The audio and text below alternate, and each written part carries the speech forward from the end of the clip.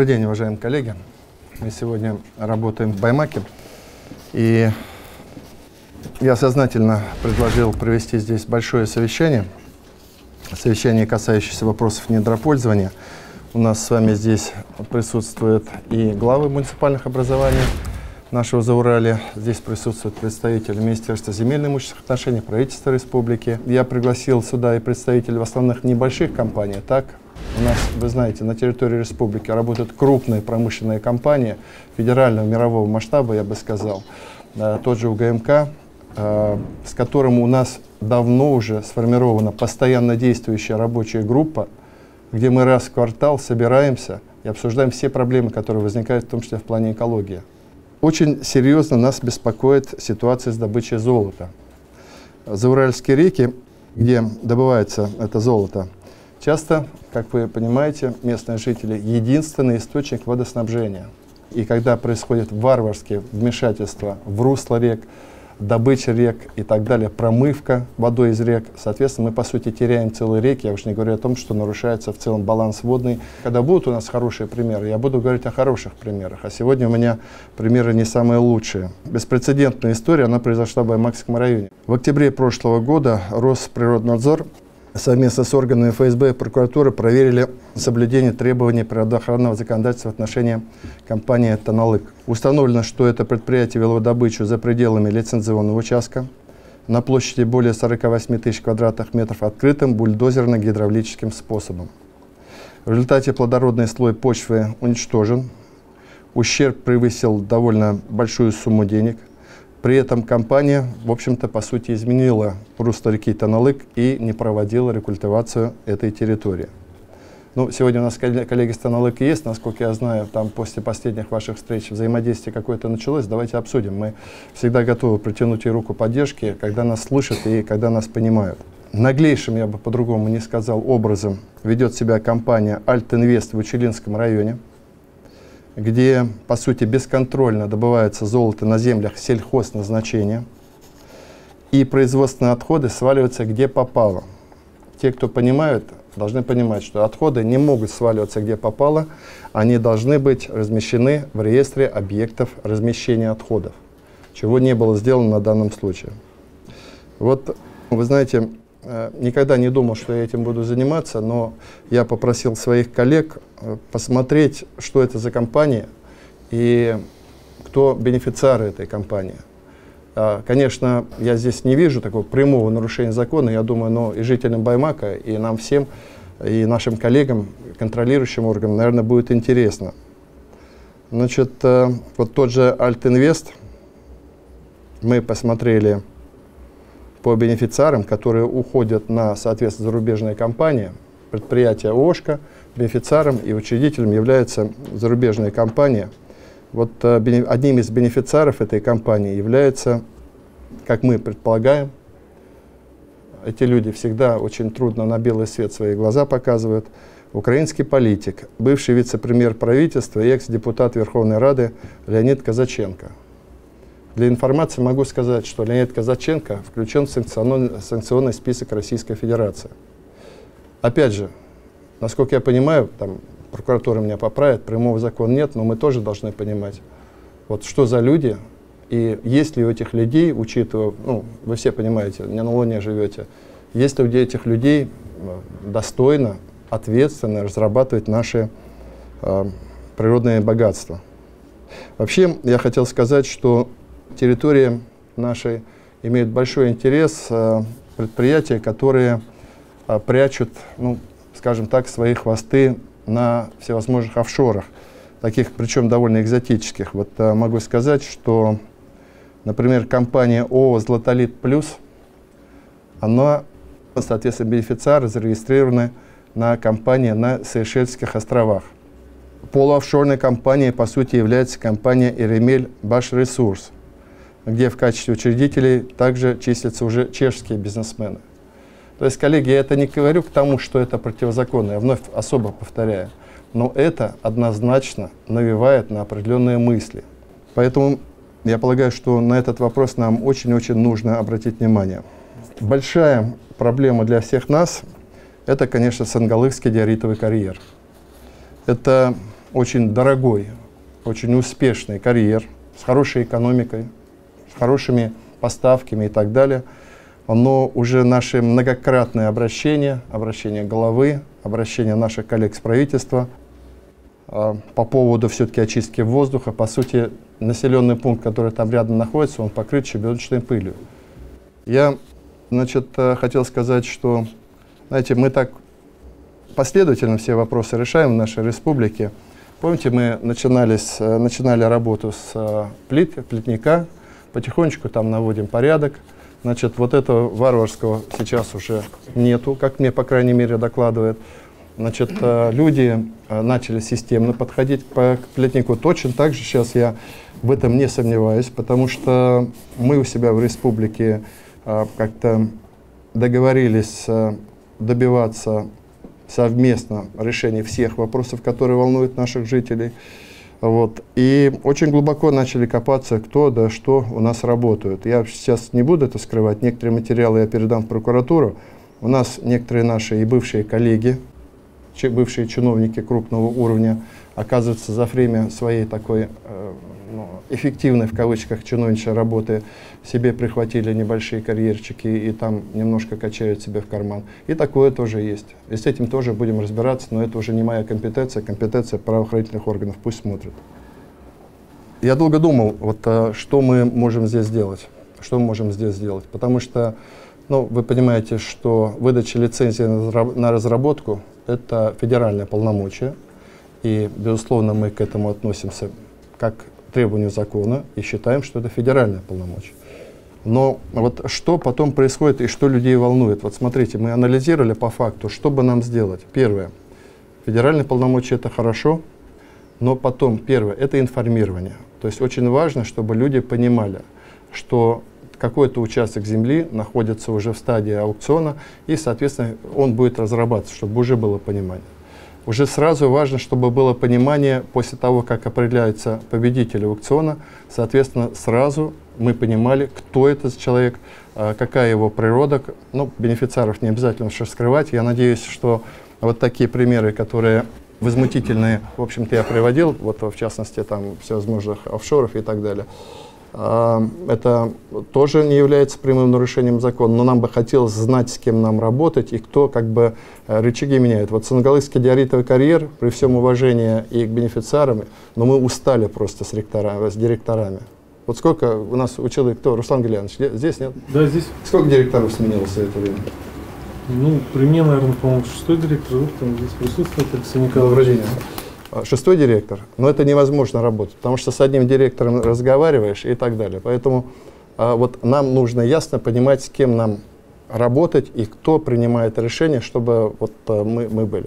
Вторая проблема – это то, что я говорил, что нам бы, конечно, хотелось, чтобы предприятие, которое начинает и осуществляет мероприятие по лицензии, было зарегистрировано у нас на территории республики в установленном порядке. Третье – это, конечно, сам характер недропользования и последствия. Вот две основные проблемы. Сам характер, то, что я приводил, когда, соответственно, выходит за пределы лицензии, как территориально, так и по видам. Соответственно, не выполняются требования по включению в реестр, ну, соответственно, размещения отходов.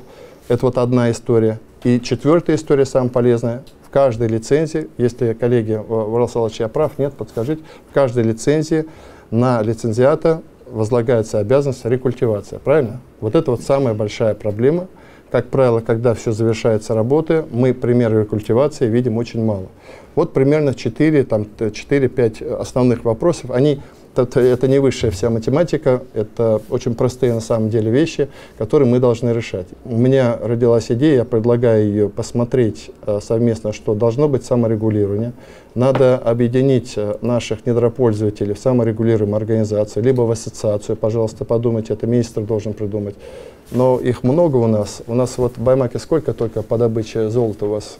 5, да? Вот видите, для Баймака. А в Учелах сколько? Ну, пока работают, получается, 10, но вот у нас заявки больше, вчера 21 заявка пришла. Ну вот видите, то есть интерес есть. Поэтому, во-первых, нам бы, конечно, хотелось, чтобы те коллеги, которые получают лицензии, они входили в состав этой ассоциации, и у нас была возможность с ними вести определенный диалог. Межведомственная комиссия, куда мы предполагаем, должны войти, конечно, представители республиканской власти, должны войти представители муниципалитетов, где осуществляется недропользование, представители контролирующих, надзирающих органов, ну и, соответственно, представители тех структур, которые. Эта комиссия должна работать на довольно регулярной основе и, соответственно, вот на этой комиссии приглашать наших коллег и, соответственно, задавать вопросы. Чем помочь? Первый вопрос. Чем помочь? Техприсоединение. Где-то документы поправить, где-то технику, где-то с людьми встретиться, помочь и так далее. Если мы создадим эту комиссию, а ничего нам не мешает ее создать, и самое главное, нормально ее организуем, это у нас будет какой-то мостик для того, чтобы мы могли начать с вами работать. Опять же, аналогии привели. Коллеги, вот у нас много предприятий по линии Ростеха, много предприятий по линии Газпрома, Башнефти. Все предприятия, и вот то, что я говорю, ГМК, работаем в рамках постоянно действующих рабочих групп. Мы там порой тоже не находим общий язык с предприятиями. Но, по крайней мере, большинство вопросов, которые мы находим, мы стараемся их решать. Поэтому вот я с такой инициативой вышел. Я предлагаю сейчас вот наших коллег послушать. Давайте слово дадим главе Баймаковского района Аминеву Фаниске Брашевичу. Пожалуйста. Уважаемый Ради Фарич, уважаемые коллеги, обзорная информация по Баймакскому району в вопросах добычи полезных ископаемых. По состоянию на 1 мая 2021 года на территории Баймакского района осуществляет деятельность по добыче золота 5 лицензиатов. С 2006 года работу ведут общество с ограниченной ответственностью Екатеринбургской промышленной группы. С 2017 года общество с ограниченной ответственностью Таналык, ООО «Графская», а также в 2017 году горная работа начал общество с ограниченной ответственностью Семеновский рудник. Минэкология Республики Башкортостан. Всего выдано 20 лицензий на добычу ОПИ, действующих на отчетную дату, в том числе на добычу камня, плитника. Среди них со значительным объемом добычи это Тимясовская зона, индивидуальный предприниматель Гибадатов, Султанов, Новатор и общество Акменс. Ежеквартально проводятся выездные совещания по вопросам соблюдения недропользователями законодательства о недрах по добыче плитника. В населенных пунктах Большебасаева и Кусеева Мукасовской сельской администрации организованы встречи местных жителей и представителей золотодобывающих предприятий с представителями федеральных, республиканских надзорных ведомств, Росприроднадзора, Россельхознадзора и Минэкологии Республики Башкортостан. Ранее, то есть в 2018 году, была создана межведомственная комиссия в сфере лесопользования, недропользования и охраны окружающей среды. В состав комиссии рабочей группы включены представители правоохранительных органов, прокуратура, отдел Министерства внутренних дел по Баймакскому району, органов местного самоуправления, Баймакского лесничества, Сибайского. Вот, Фаниске Брашевич, вот смотрите, давайте так. Вот вы перечисляете много мероприятий. Тогда можете по-русски мне объяснить, а почему получилось так, что предприятие Таналык вот столь существенно нарушило и нанесло ущерб нашей экологии? Вот что приезжал зампремьер-министра Азат Шамильевич, и вы там на месте разбирались. То есть из вашего доклада, начала, по крайней мере, я слышу, что у вас много всевозможных инструментов. В чем-то дело-то? В чем дело? Раз все это есть, а полномочий не хватает, не слышат вас, или там проспали что-то. Вот как вы считаете? Совершенно верно, Ради Фарич, вы сказали, мы проспали. Значит, в рамках вопросов земельного контроля изначально было упущено контроль, сопровождение вот этих недропользователей. Действительно, так оно было. Коллеги, пальцев не хватит на руках перечислять, сколько у нас надзирающих органов и какие у них полномочия. Они довольно серьезные. И каждое полномочие, и каждая структура, она в конце обладает возможностью вынесения штрафных тяжелых санкций. Вот это почему не реализуется? Вот, мне кажется, вот в этом загвоздка. Потом я вот обращаюсь к нашим руководителям. Слушайте, но если вы чувствуете, что идет напор, и вы не можете удерживать те территории, которые, на ваш взгляд, но здесь очень надо аккуратно, на ваш взгляд, совсем не должны находиться в разработке, но выходите на меня с предложением. И я буду закрывать эти территории статусом особо охраняемых природных территорий. Я вот вам сегодня могу сказать, это уже, скажем так, мы особо не афишировали, но я дал поручение, что озеро Талкас и прилежащая территория мы накрываем статусом особо охраняемой природной территории. Иначе мы не удержим эту ситуацию. Поэтому это одна история. Но, разумеется, здесь надо очень быть мудрыми, потому что все-таки вот мы должны находить умный баланс между экологическими требованиями сохранения природы и экономической целесообразности, потому что нам нужно экономику поднимать, нам людям зарплату платить, строить школы, дороги, то, что люди просят. И это все в том числе делается за счет этого. Как говорится, сила есть, воля есть, силы воли нету. Да? Вот как в шутке говорят, полномочия есть, а по факту мы имеем постоянные жалобы жителей и нарушение законодательства соответствующего. Пожалуйста. Между тем, законодательство о недрах не предусматривает механизмы. Вот это на проблемы переходим уже в рамках муниципалитета, уважаемый Ради Фаридович. Не предусматривает механизмы участия органов местного самоуправления в процессе выдачи лицензии на добычу полезных ископаемых. Это проблема всех муниципалитетов. Запрашивается только информация о наличии особо охраняемых природных территорий местного значения. При этом создание опыта местного значения допускается только на земельных участках, находящихся в муниципальной собственности, которых на природных объектах не имеется. Под недропользование зачастую отводятся сенокосные угодья. Вот проблема, характерная для Баймакского района, это сенокосные угодья, это пастбища. Основным источником доходов местного населения является доходы от реализации продуктов личного подворья хозяйства. Это мясо, молоко, масло и так далее. И при уменьшении пастбищ и при наших приоритетных задачах республиканского масштаба сенокосных угодий возможно уменьшение производимой продукции и, как следствие, уменьшение доходов населения. Все это как раз и создает социальную напряженность и приводит к негативному отношению населения к органам государственной власти и местного самоуправления. В целях соблюдения интересов местного населения целесообразно обратиться с законодательной инициативой, уважаемый Ради Фаридович, уважаемые коллеги, по внесению изменений в законодательство о недрах, а именно предусмотреть процедуру проведения публичных слушаний о намечаемой деятельности до принятия уполномоченным органом решения о выдаче лицензии на разработку месторождений и процедуру согласования с органами местного самоуправления. Внести изменения в федеральный закон об охране окружающей среды в части наделения органов местного самоуправления правом на обращение в суд с требованием об ограничении и приостановлении или запрещении в конце установленном порядке хозяйственной и иной деятельности, осуществляемой нарушением законодательства в области охраны окружающей среды. Вот самые приоритеты, уважаемый Ради Фаридович, уважаемые коллеги, которые я обозначаю, характерны для нашего района. Спасибо большое.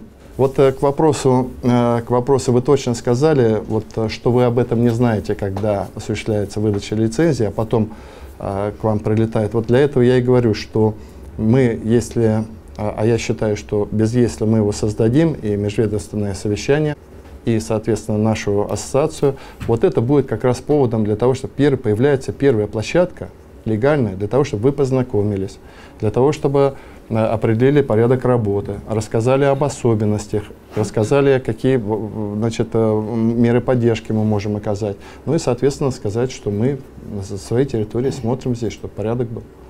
Хорошо, спасибо большое. Гелязиденов Рустам Галиянович, пожалуйста. Добрый день, уважаемый Ради Фаридович, уважаемые коллеги, гости приглашенные.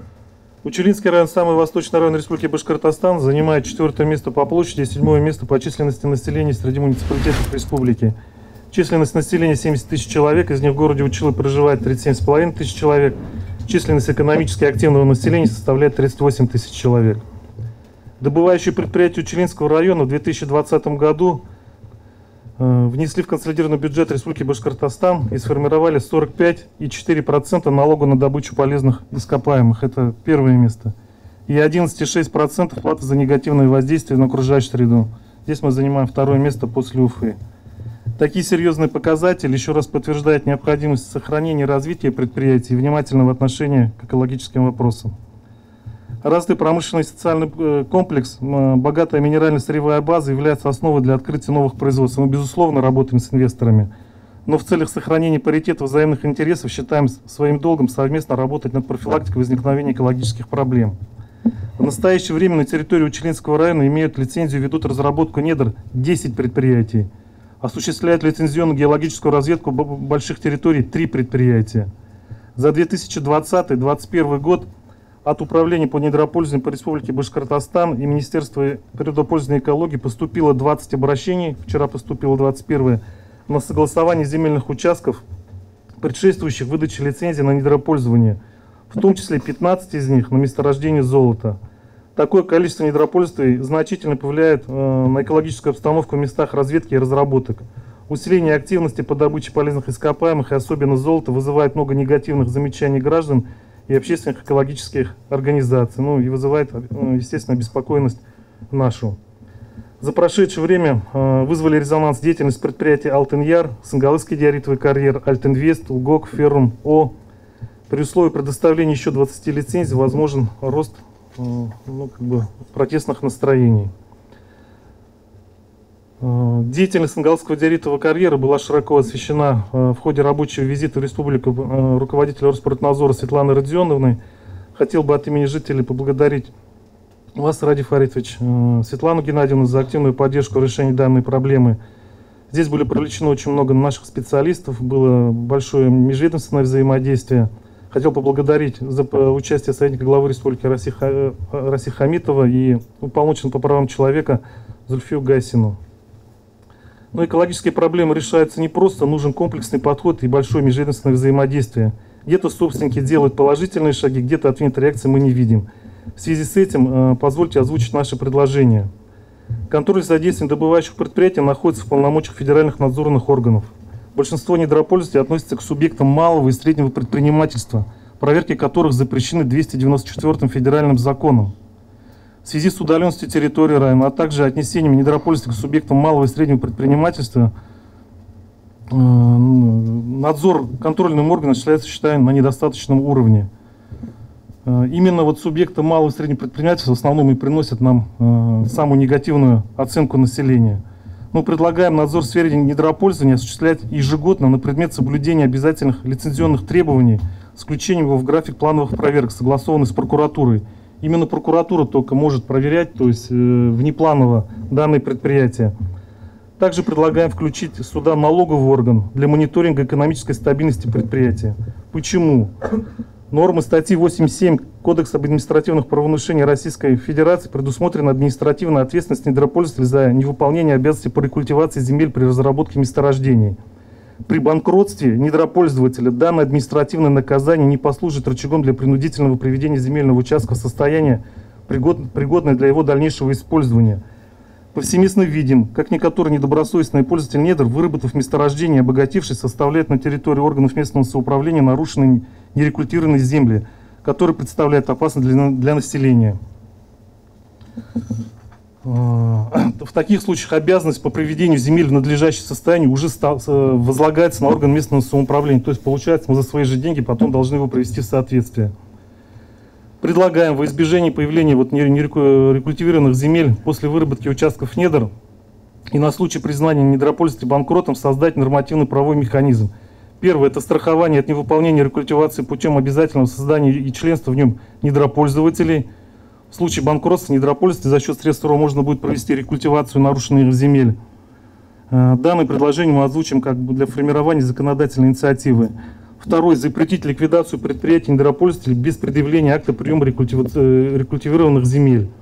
В процессе введения процедуры наблюдения предусмотреть затраты на проект рекультивации.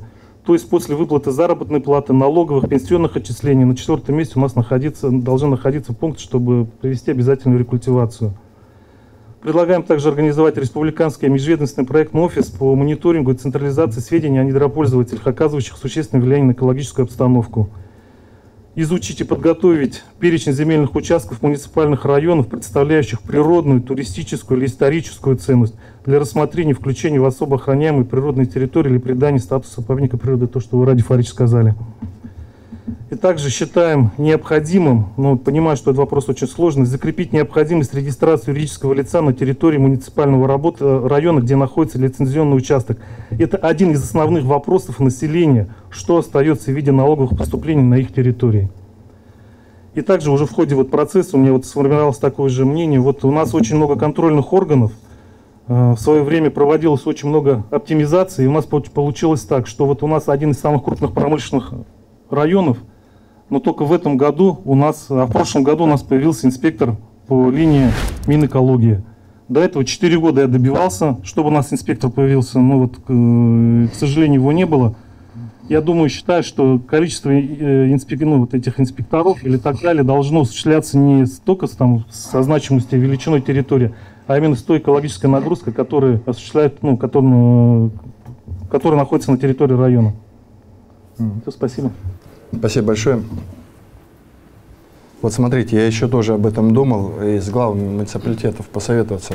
Мы на что можем пойти? У нас же еще очень часто бывает, что вроде полномочия есть, и эффективные полномочия, а настолько маленькие штаты, вот взять тот же Росприроднадзор, там же очень маленький, 25 человек, да, на такую большую.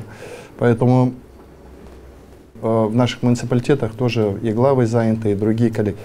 Коллеги, вы мне скажите, вот глава муниципалитета, скажите, если вам нужно, то я готов вот именно для 3-4 районов дать вам, соответственно, дополнительные ставки, ввести там должность экологического шерифа, который занимается с утра только этим. Вот помните, мы когда с вами формировали институт бизнес-шерифов, я вам всем говорил, бизнес-шериф, не вздумайте, чтобы он занимался там еще социалкой или только предпринимательством. Поэтому, если вы скажете, готов. Либо по-другому сделать. Вот у нас Министерство экологии сидит, оно проснулось и работает у нас сейчас. И, значит, мы можем сделать так.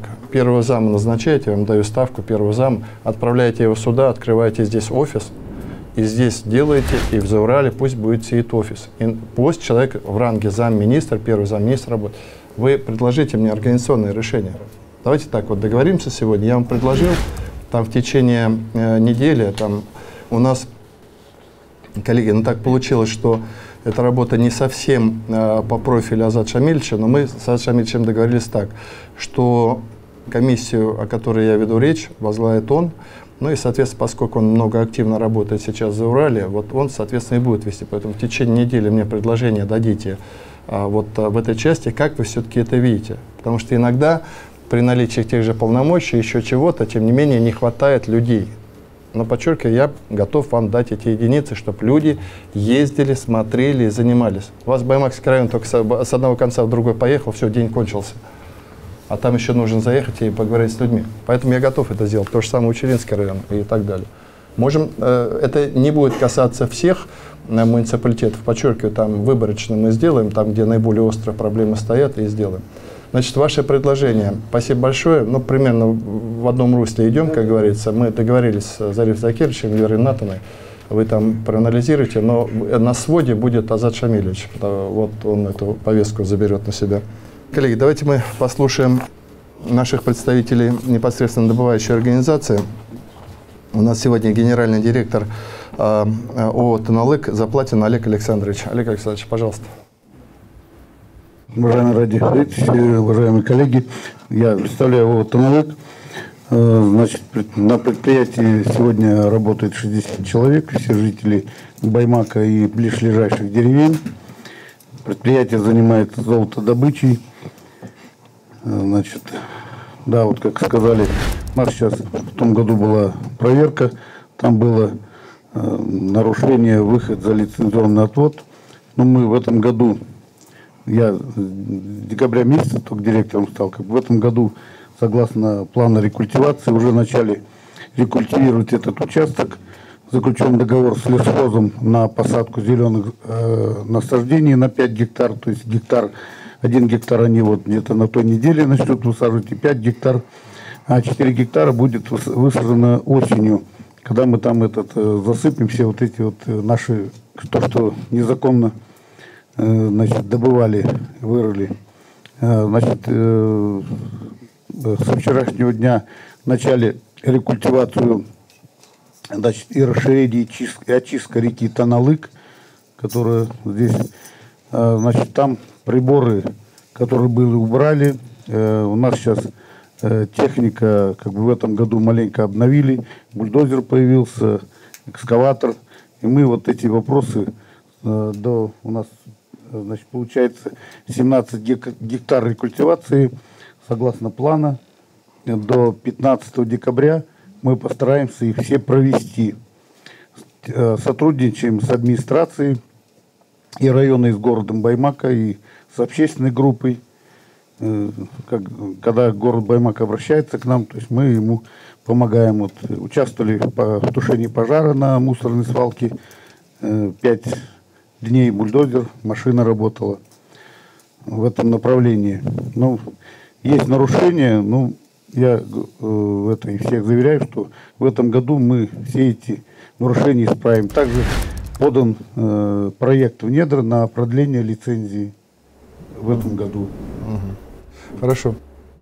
Спасибо большое. Вот скажите, Олег Александрович, вот мои предложения вас не смущают? Вот войти в ассоциацию, войти в состав межведомственной комиссии и вместе решать проблемы? Согласен полностью с вами, да, мы Еще раз говорю, я бы хотел, чтобы у меня здесь вот недропользователи услышали, потому что, ну, делая что-то, вы тоже должны понимать, что и для вас в этом польза, а не просто какая-то структура очередная, там, контрольная и так далее.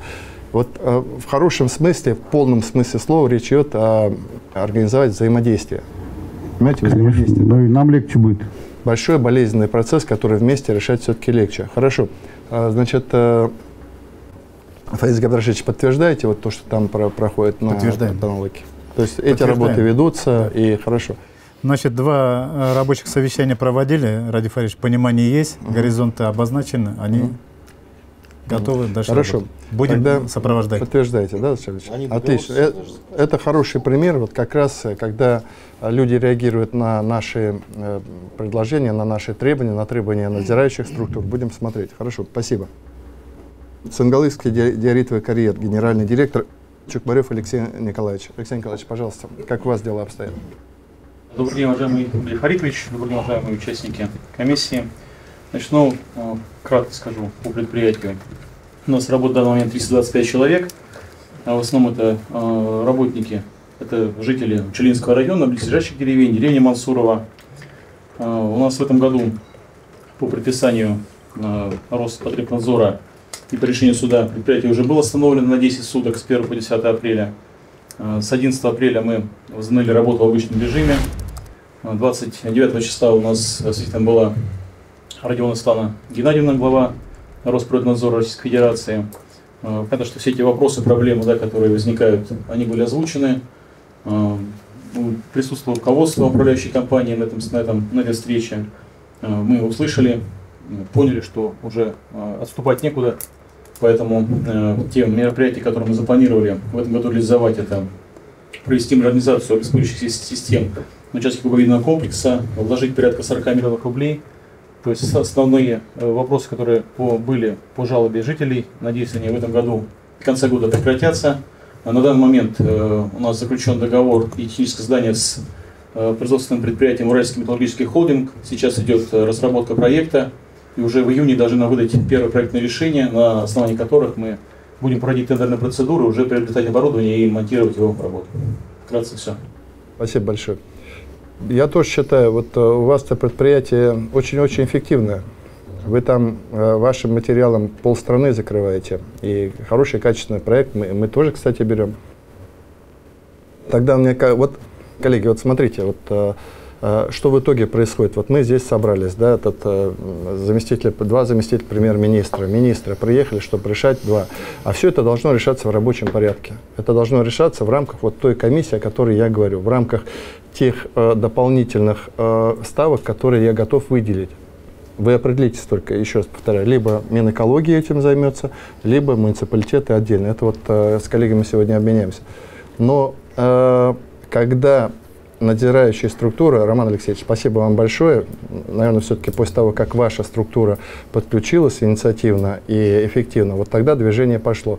Вот это нам нужно сделать и наладить не на судорожную нашу реакцию по каким-то моментам, когда где-то село взорвалось и люди кричат, а это должна быть постепенная, постоянная, системная работа. И самое интересное, недропользователям от этого будет только комфортно. У них тоже не будет проблем с жителями, у них тоже не будет остановки предприятий, что бьет по карману, в конце концов, экономики предприятий и так далее. Поэтому будем считать, что вот наш пример работы с Танлыком и, соответственно, с диоритовым карьером, это пример, ну, как не надо было и как сейчас надо вот, выстраивать работу. Хорошо, коллеги, я предлагаю высказаться. Пожалуйста, у кого-то есть какие-то соображения? Пожалуйста, Дарья Закирович. Уважаемый Ради Фаридович, уважаемые коллеги, буквально несколько слов сначала по законопроектной работе. Недавно мы приняли изменения в Кодекс об административных правонарушениях, согласно с которым мы дали полномочия инспекторам предохраны провести административное расследование наших именно субъектовых. Почему? Потому что там всего 5 тысяч дней они могут его выявить, все нарушения, и человека касается или оказывается безнаказанным. Сейчас у них 2 месяца, то есть они могут выяснить все обстоятельства и привлечь к ответственности.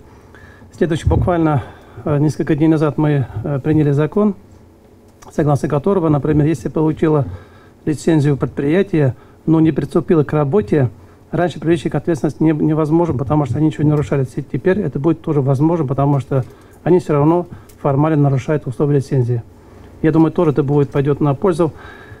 Я полностью поддерживаю то, что вы сейчас озвучили идею создания юридической комиссии, Рафаэль. Ну, просто, мне кажется, может быть, дать тоже полномочия, чтобы они, может быть, рекомендовали при выдаче лицензии тоже выдавать либо не выдавать, чтобы ответственность тоже несли все организации, которые будут проверять. Но тоже нужно вносить изменения в федеральное законодательство. Нет, они будут только рекомендации давать. Нет, мы можем, конечно, писать, но вы понимаете, что это вне правового регулирования, и поэтому это не вопрос не имеет силу. Эффективно ли это будет, неэффективно, не знаю. Давайте подумаем. Как в городе. Но комиссию вы поддерживаете то, я что поддерживаю, да, это нужно.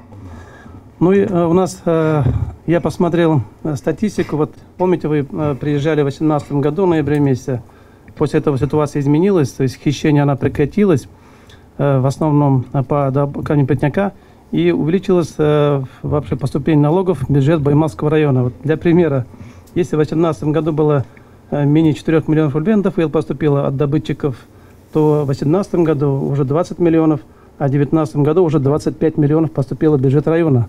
То есть все-таки начали немножко шевелиться, и бюджет района начал пополняться. Это уже хороший показатель. Следующий вопрос, все-таки у нас сегодня остаются, к сожалению, большое количество карьеров, которые не рекультивированы. Надо ввести реестр этих карьеров, надо провести объем добытого, то есть маркшеды должны вынести заключение, направить материалы все в МВД, чтобы дело возбуждали, и провести претензионную исковую работу для того, чтобы подать в суд исковые заявления, чтобы они обязать их провести рекультивацию. Потому что это ненормально, когда они у нас до сих пор огромное количество находится здесь. Это должны заниматься, конечно, Минприрода Республики, Росприроднадзор и прокуратура, то есть совместно эту работу нужно провести. Что касается части исполнения, здесь могу сам поддержать, помочь своих бывших коллег, создать отдельную там группу, чтобы они этим занимались. Но этим нужно заниматься. Также вот мы уголовное дело возбудили по 158 статье, часть 4, здесь в Баймакском районе. Я постоянно делаю запрос. Раз в год, раз в полгода делаю запрос. Я делаю запрос, они начинают шевелиться. Потом, когда я уже молчу, они его приостанавливают. Это, конечно, ненормально, поэтому здесь есть представитель МВД, я думаю, сегодня пояснить, что с этим уголовным делом. Потому что надо, чтобы они понесли наказание. Там ущерб 80 миллионов рублей только по одному карьеру. По Семеновскому руднику мы недавно провели совещание, здесь совместно и Расид Хакзамович я принимал. Там проблем каких-то нет, рекультивация идет, и мы будем его контролировать. В принципе, вот основные вопросы такие. Конечно, хотелось бы, чтобы своевременно они давали отчет, потому что НДП, почему у нас не поступает, потому что они отчеты не сдают. Соответственно, налогов в бюджет республики они не поступают. Это вот основная проблема. Значит, спасибо большое. Ну, во-первых, приятно, что мы действительно в результате наших действий вот видим цифровые показатели роста. У нас вот еще, помните, по ПГС у нас вы докладывали, сколько у нас там произошло? То есть у нас по НДПС было в 2019 году где-то 130 миллионов, в этом году уже 175 миллионов рост налогов, поступления в бюджет. Ну, то есть вот там, где мы работаем, и там, если потенциал, кстати, налоговые наши поправить. Спасибо большое. Пожалуйста, коллеги, кто-то еще хотел высказаться? Пожалуйста, Анна Андреевна. Уважаемый Владимир Фаридович, вот, на примере предприятия, например, Таналык, да, по нашей информации, вот у нас нет ни сведений об НДС, ни санитарно-защитной зоны. То есть юрлицы не дорабатывают по тем нормируемым процедурам, которые определены федеральным законодательством. Кроме этого, вот я хочу ответить на вопрос об увеличении надзорных мероприятий на территориях. Ну, к сожалению, вспять повернуть административную реформу невозможно, поэтому мы в прошлом году по поводу Сангалыкского карьера собирались на базе, ну, на площадке правительства. Мы собирались, рабочее было на совещании, и мы обговаривали увеличение мониторинговых мероприятий, то есть каждое юридическое лицо обязано проводить мониторинг по загрязнению воздуха, водных объектов и так далее, и так далее. То есть в этом моменте они увидят сами, во-первых, насколько эффективны их мероприятия. И увидим мы надзорные органы, когда они будут предоставлять нам информацию. То есть тем самым мы не увеличиваем надзорную нагрузку на предприятие, и тем самым предприятие внутри себя имеет возможность регулировать рабочие процессы для того, чтобы уменьшить нагрузку на окружающую среду. Да?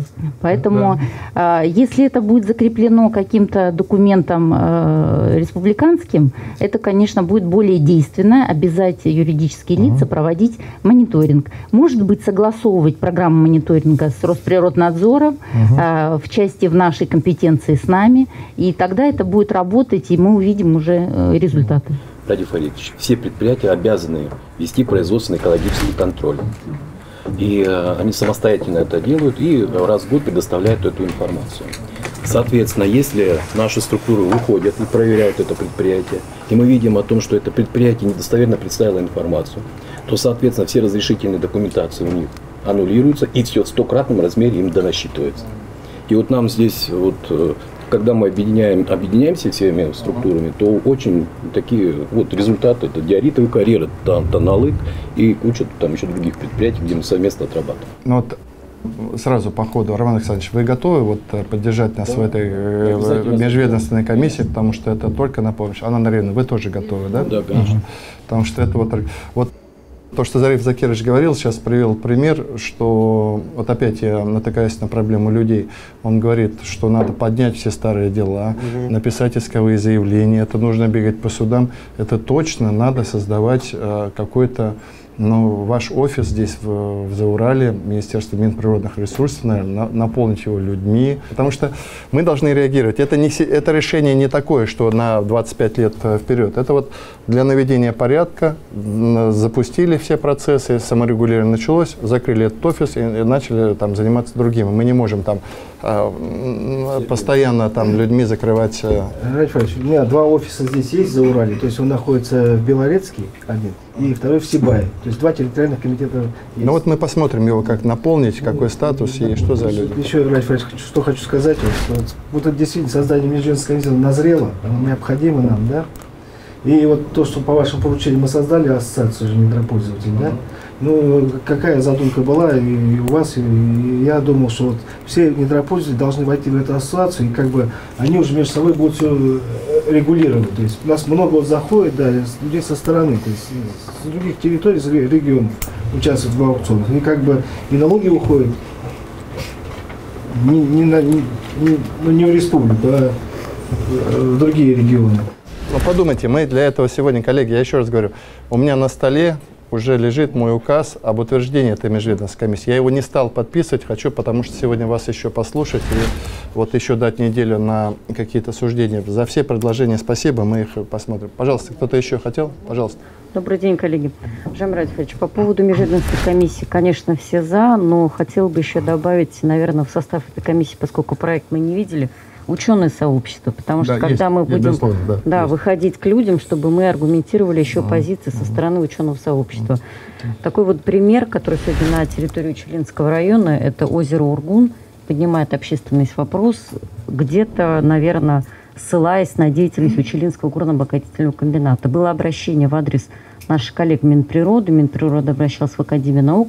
Академия наук ответили, что сейчас процесс реорганизации научного нашего института, и, собственно, заняться некому, да, вот если так резюмировать. Поэтому здесь, наверное, подспорье для глав, чтобы мы действительно со стороны наших коллег, может быть, через госзадание, через Академию наук, по этим территориям давали вот такие выкладки, чтобы дальше уже с населением именно вот на базе таких работать.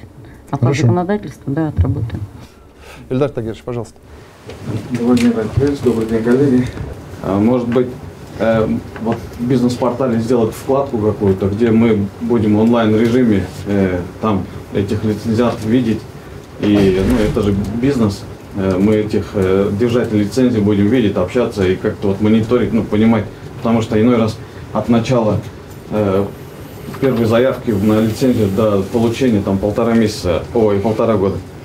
И второй момент, если можно, вот земельный контроль усилить во всех смыслах. То есть и людьми, и нормативной базой земельного контроля. Потому что во всех, для того, чтобы любое дело начать, земельный контроль, он является первоисточником.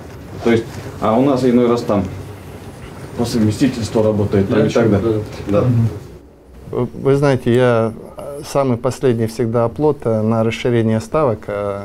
Просят все, никогда не иду на это. Вот на этот случай, вот это уже Азат Шамильевич проработает. Хорошо. Последний, если можно, как предложение, может отдельно разработать республиканскую программу по поддержке и развитию отрасли по переработке камня. То есть мы же сейчас по золоту говорим, а действительно у нас ведь каких только камней нет, и если правильно их обрабатывать и... Каждая программа – это деньги. Вот сейчас Ильдович завершает программу по переработке пищевой промышленности. Вот это деньги, потому что и себе, как домашнее задание берите, это уже ваша зона ответственности, сейчас Ильдович. Потом соберетесь с наших коллег Минпрома, Минэкология, и вот меру поддержки. Потому что плетняк надо сделать. Это наше такое богатство, на самом деле. Оно небольших денег будет, это не такой большой объем, это только в этой части республики в основном, хотя и в других частях тоже есть. Условно говоря, предприятие все соблюдает и я все понимаю. Получил поддержку. Да, это субсидирование оборудования какого-то. Я вот много говорю, коллеги, вот у меня вообще ни одного вопроса не возникает, хотя их очень много, не возникает в плане решения с УГМК. Я тут же беру, и не было случая, чтобы там в течение, если не взял, там краткого времени ни Андрей Анатольевич не перезвонил, и мы решаем все вопросы. Вот нам вот эта история нужна. Мы должны ясно понимать, кто наши партнеры, с кем мы работаем. А здесь, когда выстраиваются нормальные отношения, идея-то какая, что мы наших партнеров, которые нас добывают, они с разных, видите, даже я вам привел, например, у нас коллеги из Украины, значит, оказывается, сидят в бенефициарах. Ну, хорошо. Идея-то какая, что раз уж ты пришел к нам, ну, стань нам партнером. И как партнер давайте работать. Об этом идея. А не так, что вот пришел, быстренько поковырял, что-то там сливки собрал, уехал. Вот с этим мы не согласны. Об этом речь. Садитесь, пожалуйста. Да, пожалуйста. Давайте Вадим Азиховичу дадим. Уважаемый Ради Фаридович, уважаемые коллеги, при проведении профилактических мероприятий мы остро стоит вопрос о привлечении специалистов-маркшейдеров. На сегодняшний день этих специалистов даже в Министерстве природопользования нет. Вообще нету. А сейчас давайте сразу. Есть у вас специалист? Ни одного специалиста нет, я уже второй год прошу маркшейдера. Вот пометьте, вот заключаете договор, предлагаете условия. И там у меня нету маркшейдера, финансирования. Ищите. Все будет. Вот поэтому давайте предложение, я же о чем говорю. Договорились, считайте. Да, здесь вопрос проблемы республиканского значения, значит, не только за Урале. И здесь еще техническое обеспечение. Мы на сегодняшний день привлекаем, в Башкир-Автодоре есть у нас 3 специалиста с хорошим оснащением, но их недостаточно, к сожалению. Хорошо, договорились. Если возможно. Мы поправим это точно поправим ситуацию, договорились. Спасибо. Азат Анатольевич, вы хотели, да? Ради Фаридович, значит, Ассоциация недропользователей Республики Башкортостан является постоянным членом комиссии по продлению, прекращению лицензии Министерства природопользования и экологии. Являясь ее постоянным членом, я прекрасно вижу, что на самом деле вопрос заключается в том, что недопонимание происходит среди недропользователей и государственными ведомствами. Поэтому, пользуясь случаем, я приглашаю недропользователей вступать в ассоциацию.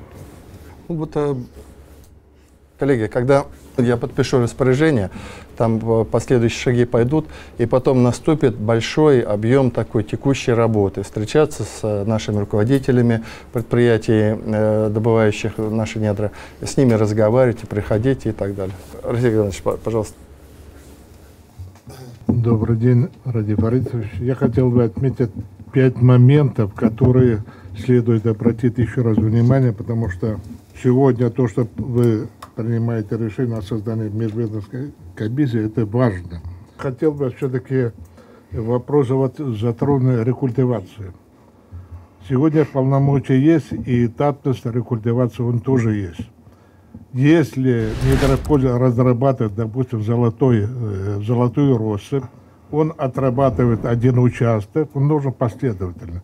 Следующий участок он не будет получать землю, пока не возвращает тот ранее отработанный. Такой порядок сегодня не соблюдается. Вот отметили сегодня, что нет Ялайской маркшейдерской службы. Мы же создали ГОБ-Башгеоцентр. Там были и геологи, и маршрутера, все были. Они под эгидой Минзимимущества были. Где эти кадры? Они же есть, с ними постоянно это ГОБ был. Пусть работают, там же кадры были. Куда они девались? Не надо чужих приглашать. Башкиравтодор, я знаю, хорошая там служба была. Но вот те, которые у нас имеются, это один момент по кадрам. И потом по внесению предложений. Ради Фарис, статья 16 закона федерального недра предполагает участие субъектов федерации при внесении предложений, при формировании перечней, по условиям пользования недрами. Но сегодня этими полномочиями мы не пользуемся до конца.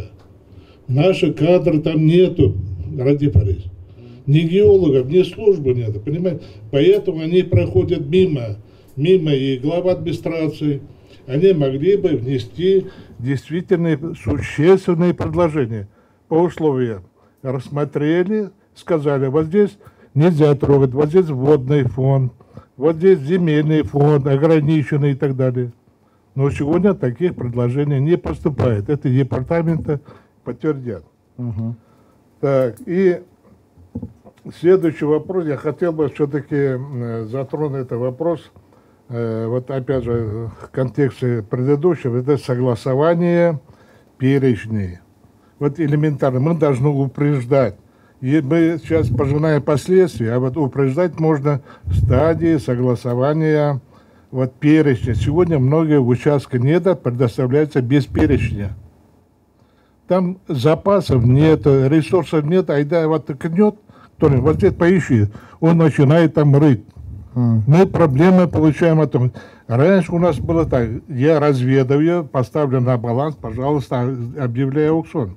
А сегодня кому не лень. Он идет туда, начинает рыть, то в огород, то пастбище и так далее. Голова не знает.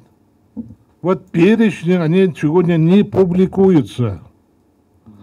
Вот они принимаются, Минэкология принимается, департаменты по недропользу принимаются, они не печатаются, информация не знает глава администрации. Вот это тоже проблема. И потом возникает все это. И последнее я хотел отметить, это то, что вы говорили, принимать надо решения системные. И в законодательном плане, и в управленческих решениях нам все-таки надо, я считаю, это моя твердая позиция, восстановить горно-геологическую службу республики. Ради вы сможете это делать. Восстановить будут и кадры, и геологи, и поиски подземных вод будем делать, и рекультивации требовать и так далее. Сегодня кадров нету, служба удалена. Вот это моя позиция. Спасибо. Расил Александрович, спасибо огромное. Все предложения очень интересные, безусловно. Я абсолютно допускаю, что, вот как я и начинал разговор, что даже в рамках тех полномочий небольших, которые у нас есть, мы вполне возможно не умеем пользоваться и не знаем их хорошо. Поэтому, вот, Азат Шамильевич, это все надо изучать, прям там такой аналитический штурм сделать. По горной геологической службе, Расил Александрович, обсуждали с вами, подумаем еще, наверное, вот поэтапно куда-то придем.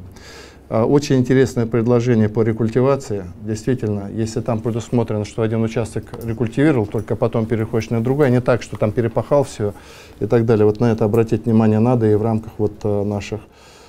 У меня предложение, Борис Николаевич, слово дайте. И, коллеги, давайте, у меня там дальше еще встречи с людьми. Пожалуйста, Борис Николаевич. Уважаемые участники, у меня предложение включить в состав межведомственной комиссии представителей, отвечающих за налоговые составляющие и за условия труда на данных предприятиях. Понял. Борис Николаевич, хорошо. У нас, кстати, вот я считаю, что кто у нас повестку формировал, у нас налоговая служба здесь есть кто-то? Нет.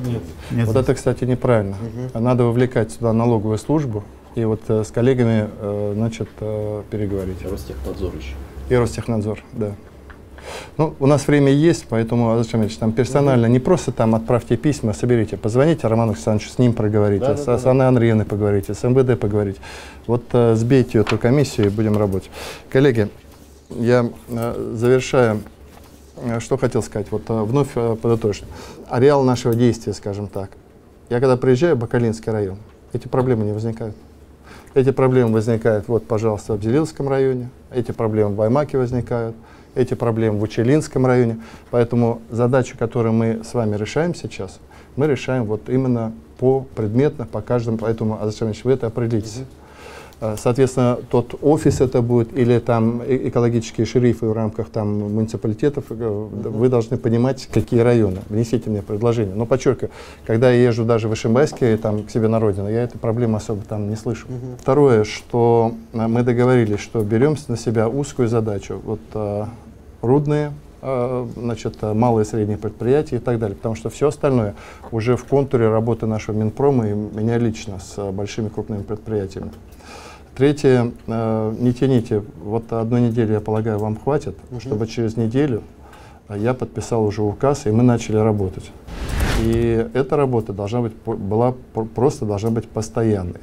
Значит, обращаясь к коллегам, поскольку и в СМИ мы покажем, и к вам, уважаемые коллеги, недропользователи, очень приятно нам будет, если вы нас будете слышать. Я полагаю, что вам и в вашей деятельности тоже это будет только плюсом. Вы все-таки про экономику.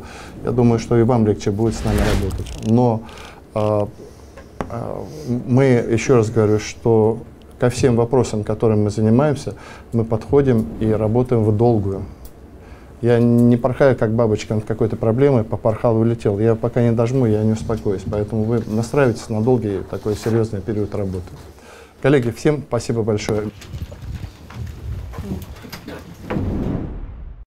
Радий Фаридович, вы коллегиально приняли решение создать межведомственную комиссию недропользователей. Почему?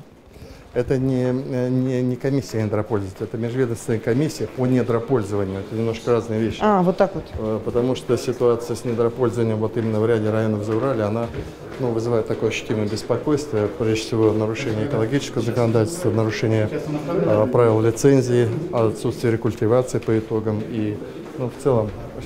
Спасибо.